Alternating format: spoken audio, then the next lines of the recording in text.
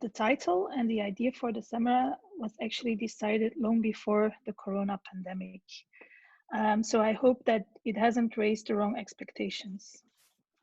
To be clear from the start, this talk is not about corona in the city, but of course I will make some references to the current situation and speculate a bit on the possible outcomes of the interplay between neoliberal planning and COVID-19. And if these images appear to be dark, I apologize beforehand.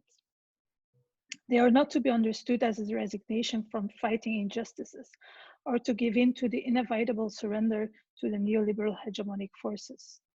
But they are a kick in the butt, yet another attempt to a wake-up call. So this talk is about spatial diseases or ills that are triggered by neoliberalism. It is about how a neoliberal approach to spatial planning and design is affecting our cities, their image, and the daily life experience of the urban inhabitants.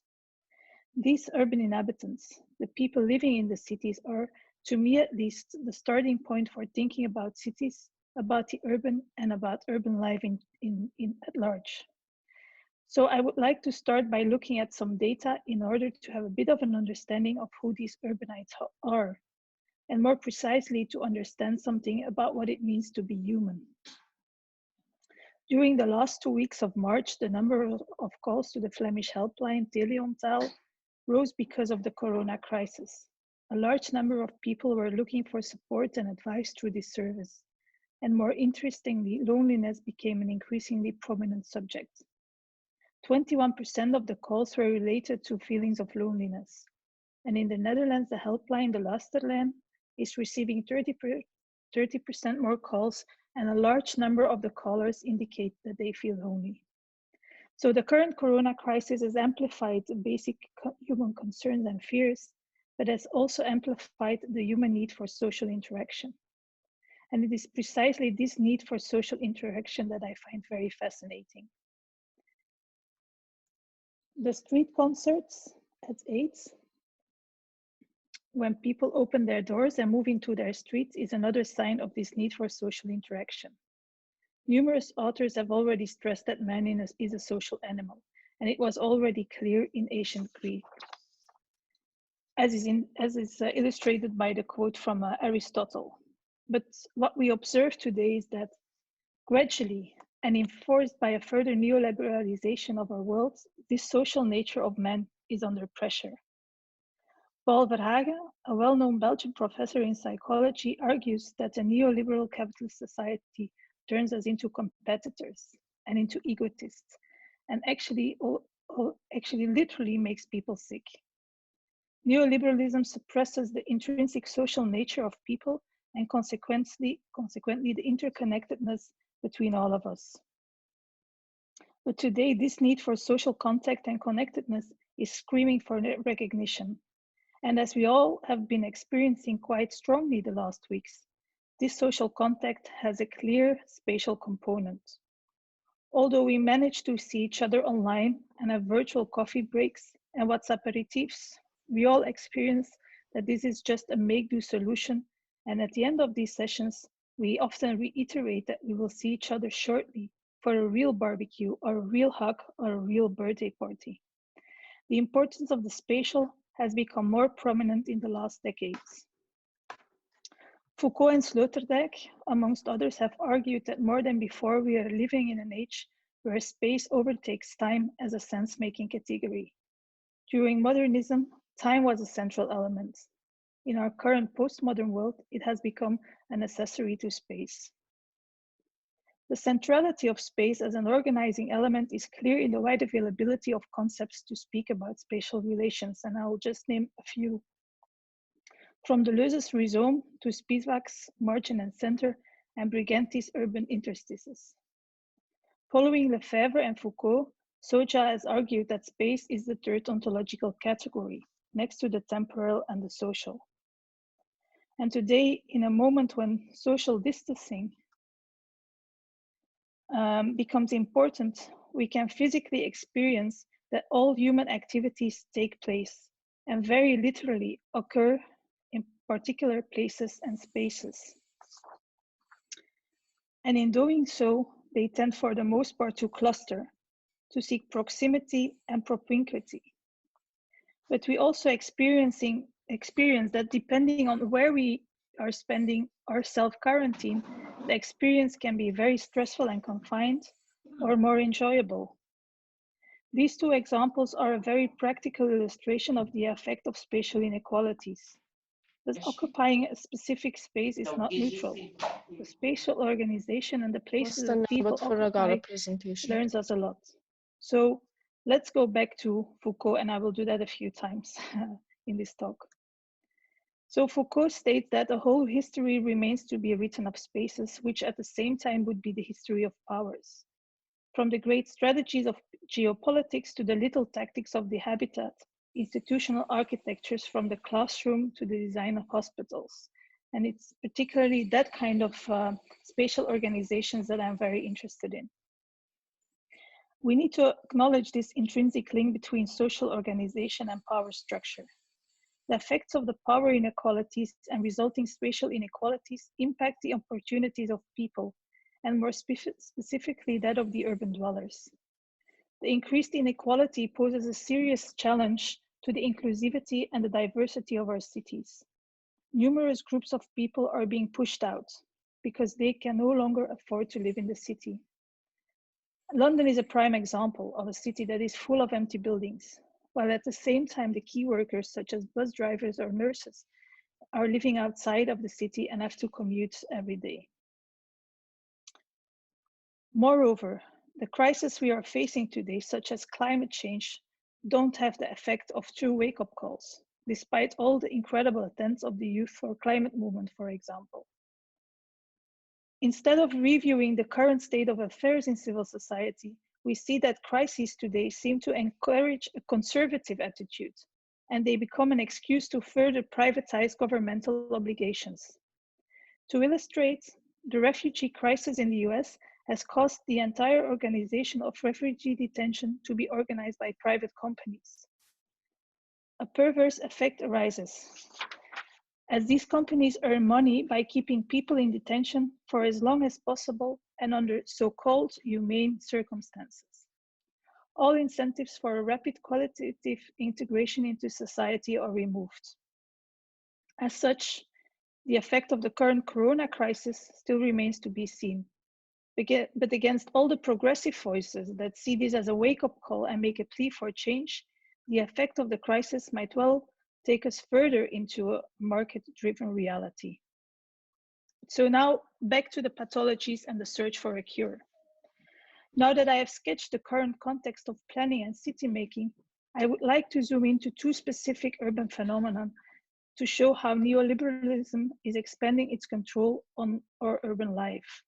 In both of these cases, we see that opposition arises, often to creative practices, and thus this leads me to question our role as urban planners, spatial designers. In architecture, it has been clear already for a long time that the practice has fallen prey to neoliberal entrepreneurs, investors, and developers. Both the design and the architects have been at the service of striving for profit maximization and strengthening the position of a small elite. But more and more, today planning also seems to have evolved into a practice of enabling development and investment, allowing cities to profile themselves in their competition with other cities to attract international companies, investors, and the higher income brackets. I will argue that we have an important role to play and that we need to contribute to the safeguarding of the right to the city. And the concept of spatial justice is presented at the end as a leverage that we can use to instigate change. So as said, I'm going to highlight two specific urban phenomena. And first I will look at urban regeneration projects, something we are all very familiar with. And then I will zoom in and look at smaller spaces, so the urban interstitial spaces. So the urban renewal is happening in cities all over the globe. The competition between cities, as I have said, to attract visitors and companies triggers a continuous series of renewal projects. These projects are often aimed at higher income groups and they ignore the existing social networks in a specific place. And quite often the existing conditions of that specific place are considered as inferior and something we need to address. Especially council estates and large social housing estates have been targeted. These has argued that the state uses different strategies for renewal, but all with the final aim of a social cleansing of the areas. The strategies are often based on ideas of poverty deconcentration, such as the mixed communities policy in the UK, the American Hope 6, the Grand Projet de Ville in France, like La Duchère that you see on the screen now, and in contrast to the assumed opportunities, they result in the displacement of low-income communities residing in them. The processes of these regeneration schemes all follow a similar logic, with some location-specific accents. A common feature is the constant and continuous contempt of the local inhabitants, their own experience, expectations, and so on. And although the idea of a welfare state suggests that the needs and the cries of the poor and the dispossessed are addressed by government actions, these groups are actually increasingly left behind by the states. The image of the city is becoming that of a neoliberal capitalist segregated whole. The spatial organization reinforces Verhagen's warning about the increased competition between people and the further suppression of the social nature of people and their interconnectedness. So let's illustrate this with an example in Ghent, which is a secondary city in Belgium, with a very interesting historical core. So on the map, you see that the Rabot area is highlighted in red. And I'm going to talk about the demolition of the Rabot towers that are just located over there, just outside the historical center of the city. Because the city center and the former 19th century belt working class are spatially entangling, the towers were very quickly considered as a pollution of the touristic or the historical skyline. And the growth of the historical center, so to speak, meant that when the Rabot area was going to be incorporated, not only the towers were hampering the view, but also the images and the feelings of poverty and decline.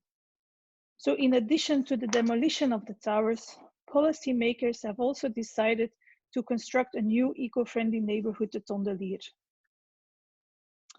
Now, a community worker of Samenlevingsopbouw, which is the social department of the city of Ghent, points to a hidden agenda. He says that the area of Rabot is going through a phase of urban renewal. As such, the city is literally moving into the area. The poverty one can see becomes problematic. It's declared unsuitable in the expanding center of Ghent. So that's actually the argument that plays up. Now, this very quickly reminds me of Harvey when he discusses the Haussmannization in Paris, and where he also shows how the poor are seen as out of place.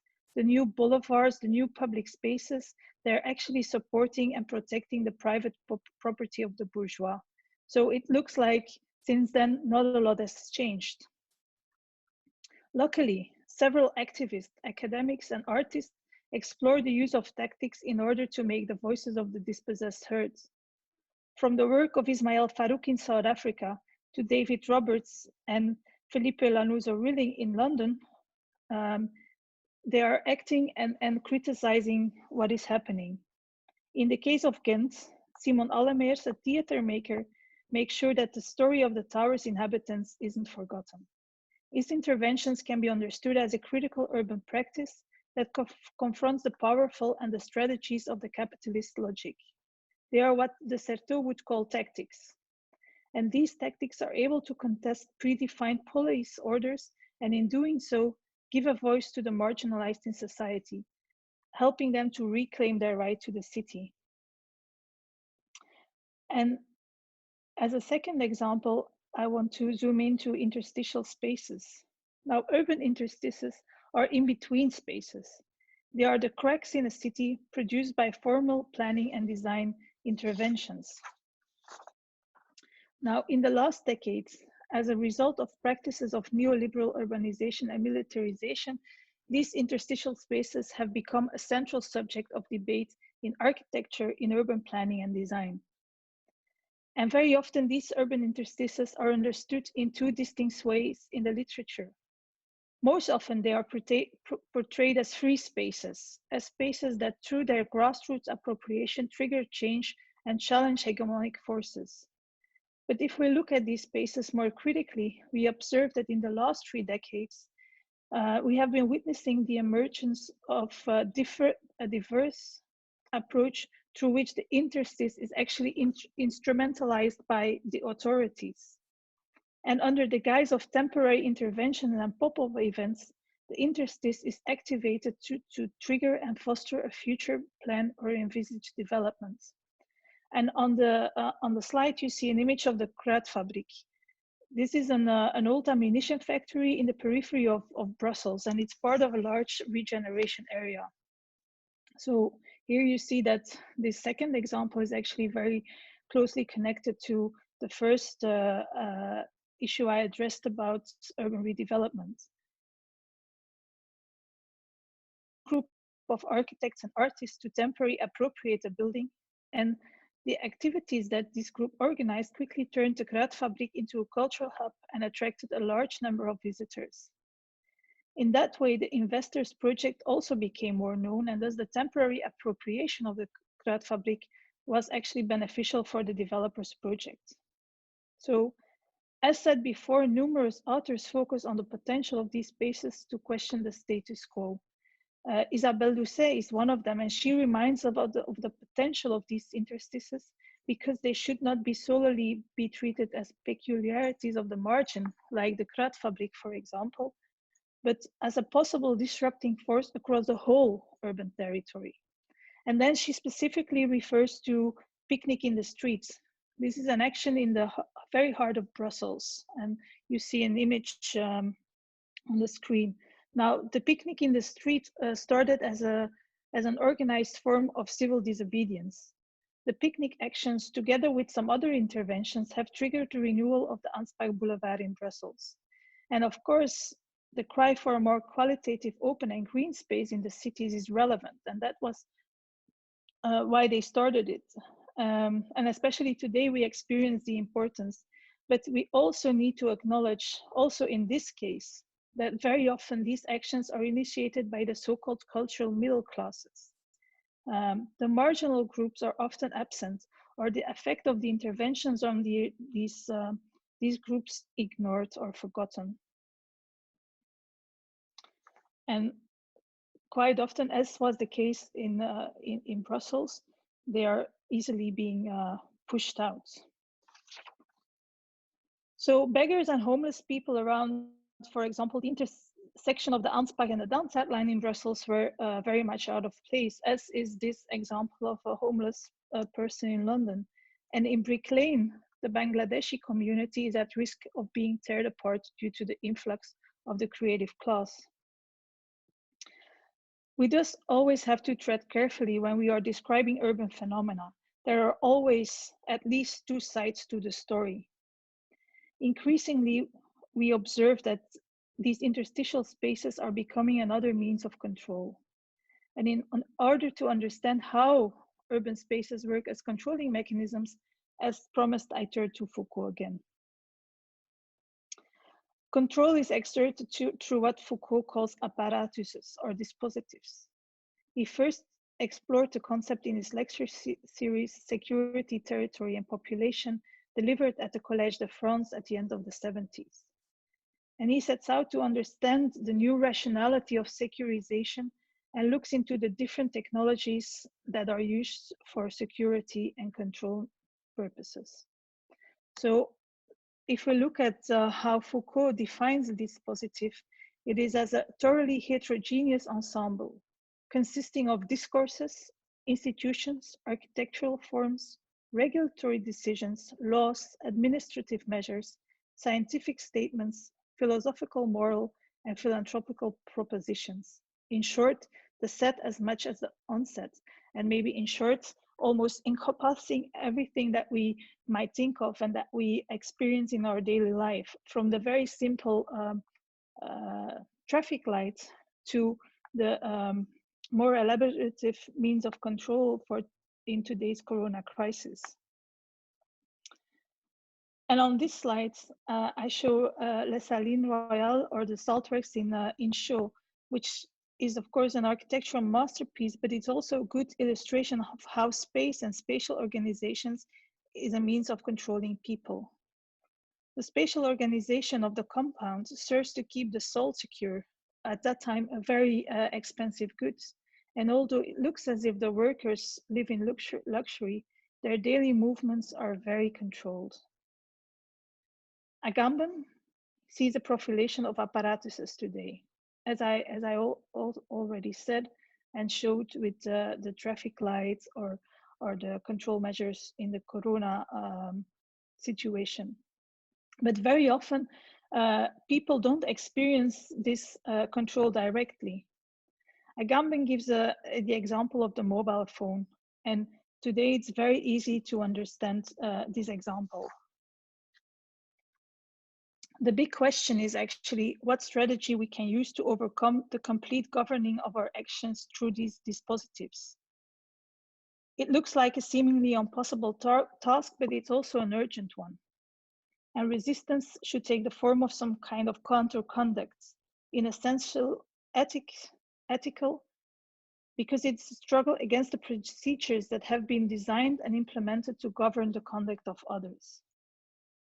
Resistance against the system and the different, in the very often visible forms, have gathered a lot of attention in the recent years.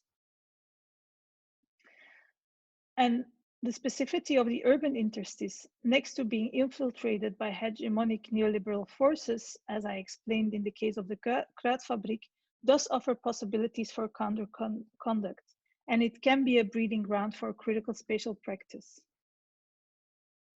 I think the work of Santiago Siriguera is a beautiful example. He really works in the cracks of the system, addressing urgent needs of people, whether it's the need for a meeting space, as you see on the screen, or the need for a school that the government just doesn't deliver upon. Together with local inhabitants or even the children of the school, he intervenes in the built environment, building a school, a meeting structure, or appropriating abandoned buildings.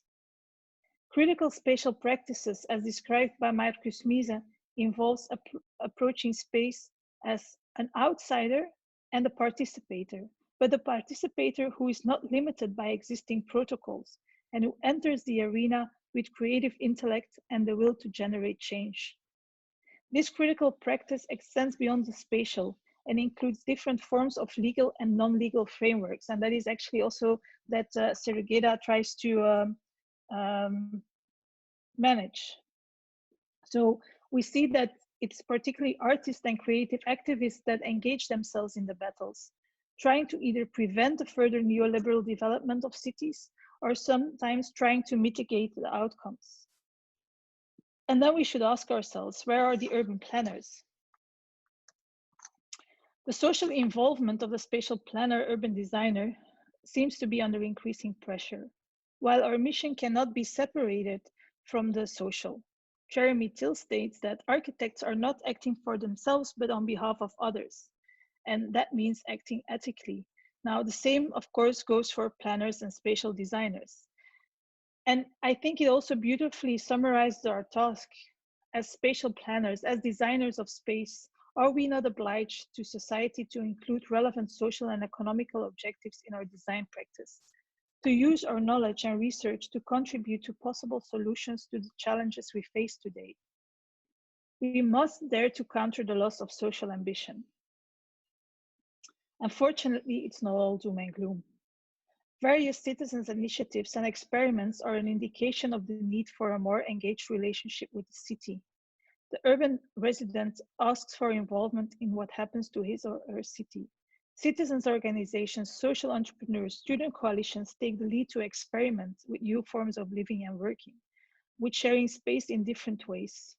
Strong networks and flexible use of space are elements that all these initiatives have in common. They demonstrate the need for a collaborative approach to address today's challenges. Citizens are increasingly claiming their right to the city. But too often, these are not all citizens, but the highly educated, the middle class, and so forth. The socially and economically weak continue to be sidelines, while it is so important to involve these groups in city-making processes. As a guiding principle, the right to the city should put this group of people at the table to keep the city diverse and inclusive. Now, this concept of the right to the city is a concept that came into existence in the late 1960s. The uprisings and the student protests externalized the dissatisfaction with the uneven distribution of resources and goods, but also with the processes that created this uneven urban situation. Also today, the protests and struggles can be seen as an attempt to regain control of these over the makeability of the process, but also over the makeability of society. The concept was first formulated by Henri Lefebvre and was subsequently explored by many others, such as David Harvey, Soja Purcell, Marcuse, and others. In broad terms, we can understand the right to the city as twofold. Firstly, it's about the use of the city and the right to appropriate it. But more importantly, it's also about the collective right to participate, to help shape the city. Thus, the right to the city is ultimately a strong political principle that should be more than an incentive for action. Spatial justice is complementary to that of the right to the city. It comes out of the same stream of radical geography and a desire to connect space with justice. What I want to put forward as a task for all of us, designing and interfering in space and thus affecting the life of people who use these spaces, is to actively focus on spatial justice, looking for ways of how to anchor small opportunities for all in space. We all know that how design is used to limit people's rights. For example, the narrow bus benches in the waiting places. But if we know that design and space can be used in this kind of controlling way, we know that we could also use spatial design and spatial interventions as a liberating way, in an emancipatory way. Now, cities originated at rivers or road intersections, not in the midst of desolate forests and deserts. Certain properties which are associated with the geography of a place ensure that those places have more or less potential. Our world, therefore, from the beginning is a canvas of inequality because of the geography. So from the beginning, unequal social relations will arise. I think we all know the Big Bang Theory, and Sheldon's place in the seat is sort of untouchable. And it's clear to him that this is the best place, and that place also confirms this hierarchy in the group. Two criteria are very important in establishing and safeguarding inequality, namely distance and accessibility. Concentrations of sought after goods, services, and people arise. Having access to them or being able to reach them becomes an important indicator of success. And we see on the slide an extreme example of South Africa, where during apartheid, the spatial organization was actually used as a weapon to keep unwanted population groups away from the white elite. The construction of big infrastructures such as railways and highways ensured that people were separated and access controls limited mobility. The effect of this is still visible today, 25 years after the abolition of apartheid in 1994. And it really clearly shows that once you embed a social organization in space, it is very difficult to change it. But as I say, conversely, it also means that if one takes this into account from the start of an urban redevelopment, one can also anchor opportunities in space. So instead of going along with the question of developers and investors, it's our moral duty to consider how spatial interventions can also create opportunities for people to reappropriate the city in an integral way. So now let's put all of this against the background of a city in times of COVID-19. I'm sure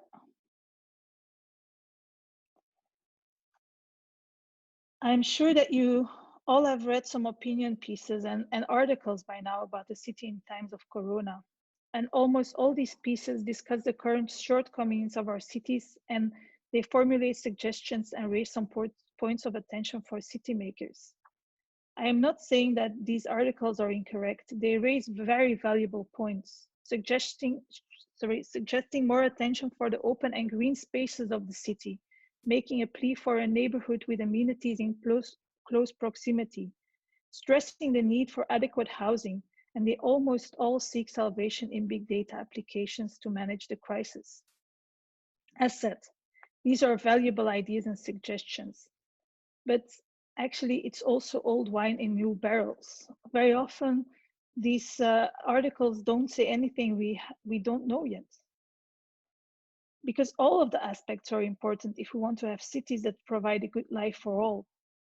But it seems that we have always been less, we have found that, as said in the beginning, whether the corona crisis will make a real difference is still highly debatable. A second observation is that the existing and proposed future densities are being questioned in a lot of these articles.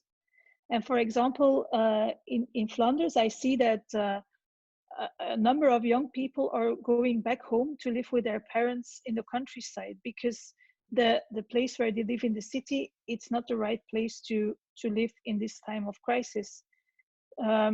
So I think that it's here that the crisis will have an impact. I'm afraid it will be a push factor away from the city to more open settings. And then very quickly, the question arises of who will be able to afford this change. This again will be impacted by the neoliberal logic and most probably will result in a further unequal distribution of people. In the 19th century, the elites left the city centers, disgusted by the dire living conditions and the fear for sickness. And I'm afraid maybe we'll be facing a similar challenge soon. So what is it then that the crisis should trigger? What we really need are cities that are spatially just, as I addressed above. Cities in which there is room for all. Today, we are applauding our nurses. We are cheering for the garbage collector and thanking the bus drivers and the delivery men. This acknowledgement comes a bit too late. The cutbacks in healthcare were serious. We have always thought that it's okay to have flexi jobs in delivery, in cleaning sectors, resulting in underpaid people who cannot actually afford to stay in the cities. We have always thought that it was okay for the value of land and the value of our houses to demolish some social housing estates and to replace them with new developments, because of course our property values rise. Well, I think we should think differently. Our mutual dependency, and I really stress mutual, is important. A society is not a society if it's made up of all the same people. So this difference between people, what makes a society is something we should cherish and should be included in this social connectedness. But this requires that our urban spaces allow appropriation by many. And it means that our urban infrastructure allows for different people to meet in unforced and natural ways. And it means that we have an urban fabric that is diverse, that stimulates mix in its different formats. Interventions required to reduce inequality start with interventions in the spatial organization of the city, so that it again can be a place that can be appropriated by all. And that is where I would like to conclude. Thank you.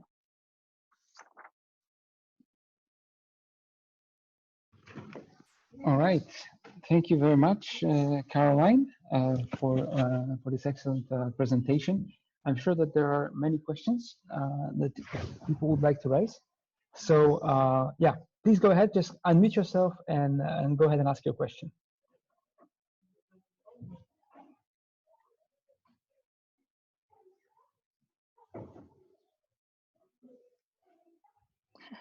Anyone?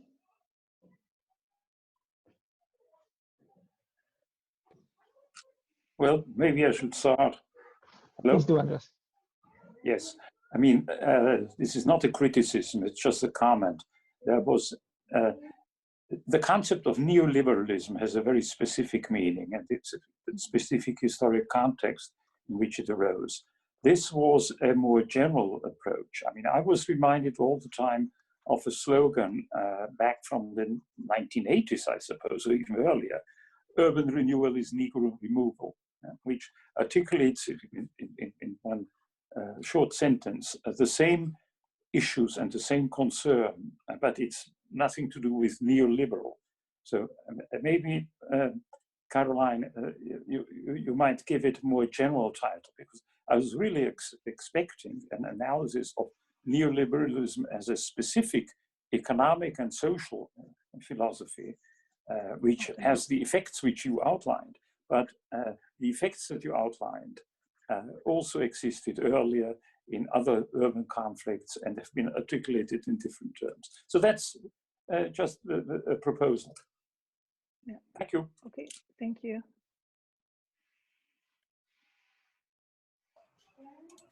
Okay, anyone else?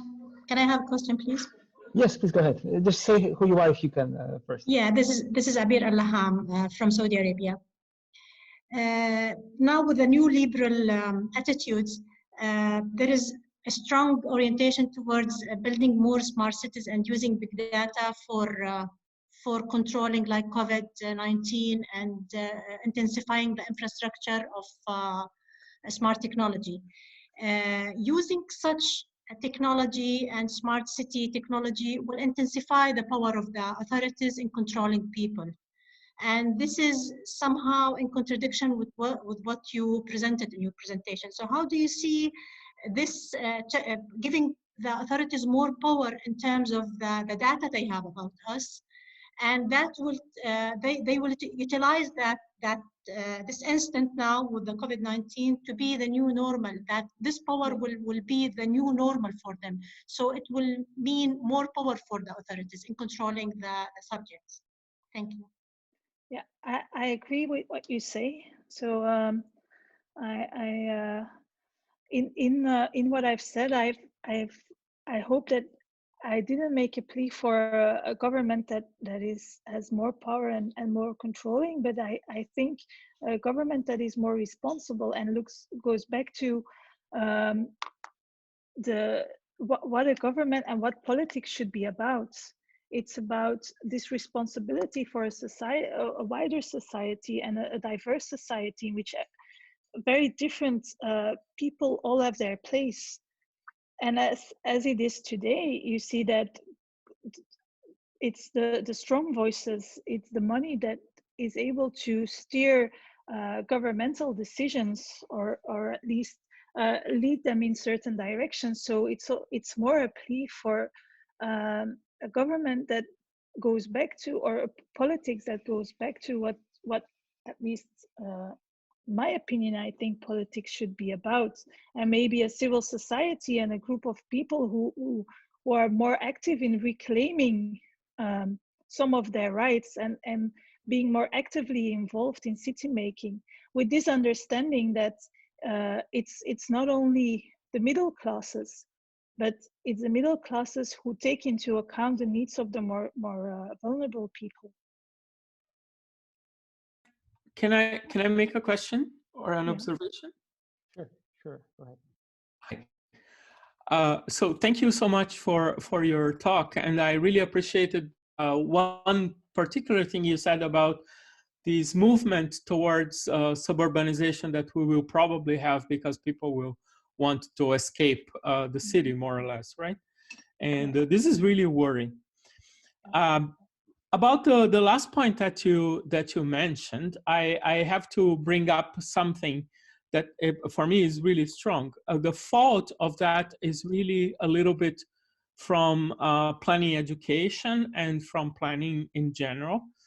I have seen several examples of policies that ignore the poor, not because people are bad or because they don't like the poor or anything. It's because they don't know the poor. Yeah. They don't know what they need. They don't experience they don't have the same life experiences. And I have seen several examples. And the most horrible example is what happened in India, right? With the shutdown of the country and millions of migrant workers having to suddenly go back to their villages without any planning, without any help, without any food even. So I just want to hear your thoughts about how can we improve our education? By trying to be open to more of this kind of experiences, just sometimes talking to people. Well, for example, the campus in Brussels, where I also teach, I'm always surprised by how little people actually talk to the unknown. The refugees at the North Station, which is really just almost next door to the school. We all have ideas from afar of how people live, but we don't know because we're afraid, and we keep the distance, and then we just make assumptions. So I think one of the first things is just talking to people. Even if you're doing spatial planning, it's not because you're working on a sort of a higher level of skill, let's say, that what you're doing doesn't have effects on the ground. It has a huge effect, but especially the bigger the distance, the higher we go up in planning levels in terms of scale, we make abstraction of what is happening in reality, and we forget to really talk to people and see how our planning ideas impact daily life experiences. And I think it's something that you can easily implement in education as well. Well, I don't know if easily, but indeed, I agree with you. But my plea is to expand we have to expand our planning education to understanding how different people who are not us, who are different, we are all, I'm talking about my colleagues at TU Delft, we are all middle class, educated, etc. So we have very, very little experience. Even I come from a third world country. I have very little experience of poverty. So I don't know how to solve that, but I think it's worth thinking about. I really think it starts with talking. I'm always very surprised to see how little people have been talking to people that are different in a wide variety, not only poverty, but just generally people that are different. Okay, anyone else? Thank you, Roberto, and thank you, Caroline, for the presentation. I was wondering, because you are talking about the appropriation of urban space, and I think it's also highly related to the power. So I was wondering, I was come across a book called "The Planning in the Face of Power" by John Forrester, that highly related the planner's attitude towards power. So I was wondering, because I think it's a bit late in your presentation that you're not mentioning about power in decision-making process. So I was wondering, can you add some more about this? Well, I think there are ample opportunities to rethink how decisions are made, especially if they impact certain areas in cities. There have been very interesting experiments with participatory budgeting, and certain cities experiment with having some neighborhood councils, and I think that is definitely an avenue we can explore further and see how power can be. I think it works in different ways. It's a sort of a redistribution of power, but it's also a way for people to get actively involved in, for example, city making processes, and also take up their responsibility, because it's easy for people to sit back and comment on decisions. But for me, it works in two ways, I think. It's a way to give back power to a broader group of people, but it's also a call for a responsibility of inhabitants to be willing to take up this power in a way. So I think there are opportunities and there have been experiments, but I do think we can expand on them further. I don't know if that has answered your question. Yeah. Okay, we got a few more minutes. So if there are more questions, please go ahead. I see that there's some activity in the chat as well. I have also a question. Hi, Caroline. Hi, Birgit here. hi, Birgit. I was wondering, a topic that interests me a lot since we came to this lockdown is very much related to the story you told, but a bit of a different aspect of it. So in the last weeks, we could observe that there's a big differentiation of the chances people have living in the different environments. And we saw already with the cases you presented also from London. So when I go a step further, we know that there's a lot of privatization of land. So people are already taken out of the decisions taken at all in these areas. But looking now at the last few weeks, we see also that people get much more confined to the virtual world. So they have literally no access anymore. And they are also taken even another possibility to participate in terms of protests because they are not being allowed anymore outside. So my question is, do you have ideas about or visions to work on in the next coming time to see what spaces could we actually build or insist on providing as from our profession that can enable people still in the future, even if we go to an extreme and say the public space is off limits? What is it? How do we need to make communities that we still enable people? Okay. That is a question just that was concerning me. Yeah, I think it's a question, and I'll answer in steps from the more easy to the more difficult and the more challenging. I think I do think that there are opportunities when we are designing to just leave spaces open, to almost make sure that not everything is designed to the meter, so that these kind of spaces can be appropriated in whatever way people need to appropriate them. You see that today everything is so designed that it's very difficult to use a space in a different fashion than it was what it was designed for. And I think we have the opportunity to leave those kind of gaps in our designs. I think that is the easy answer. The difficult thing is in exactly like when people are when spaces increasingly become off limits. How do you deal with that? You already see it, or some people don't see it, that the privatization of seemingly public spaces limits who can use those spaces for what kind of actions. Mm-hmm.